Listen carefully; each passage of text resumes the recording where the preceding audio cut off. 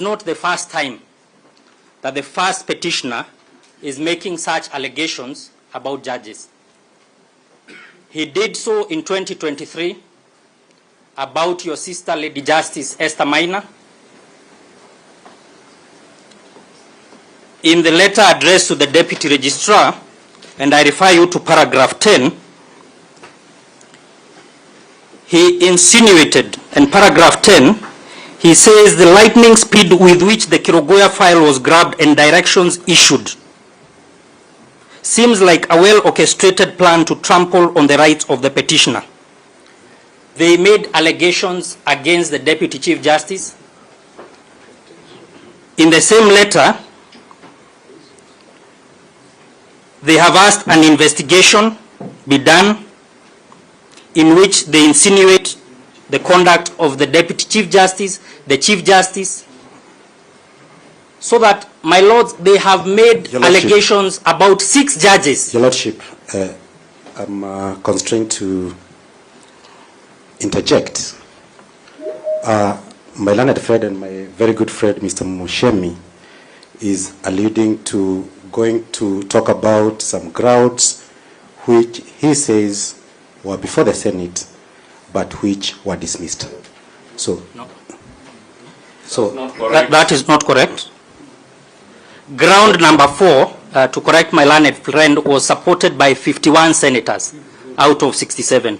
It was one of the charges that was upheld by the Senate. My Lord, those are the matters that are in the petition, and that is where we are before you. Let us restrict ourselves to the application. Most obliged. Yes, my lords, the nexus of this application, the nexus of my response, is that the first petitioner has impugned the conduct of 6 judges. This has never happened before in this country, that one person is unhappy about 6 judges. At the same time,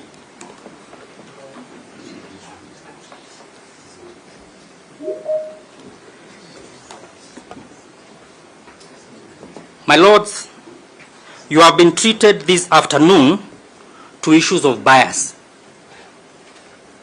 The first petitioner had his day before the National Assembly.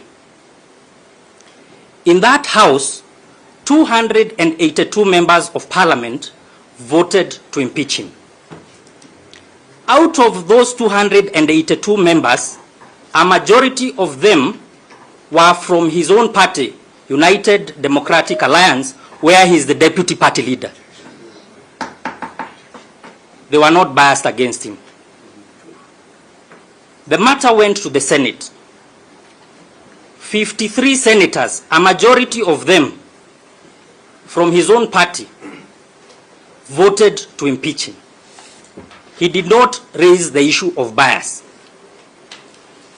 My lords, you have been treated to the issue of weddings. Weddings by the petitioners. I ask this court to take judicial notice that in the National Assembly, and my learned friend Kibe Mungai spoke about our tradition, we come from the same community, the first petitioner last year attended the wedding of a member of parliament, Eric Wamumbi, member of parliament for Madeira, where the first petitioner comes from. That member of parliament subsequently impeached him. If the basis of closeness is the basis of impeachment, how would somebody who have attended his wedding impeach you? But he did not impeach him because of attending his wedding. He impeached him because of serious violations of the Constitution. So that if the issue here is a wedding being attended, the first petitioner himself has attended a wedding, and not just as an ordinary guest. He was the father of that member of parliament in that wedding. But he was still impeached. So that, my lords, I want you to take comfort. Those are matters before the Hansard of the National Assembly, which is evidence before this court. Your lordships should take comfort.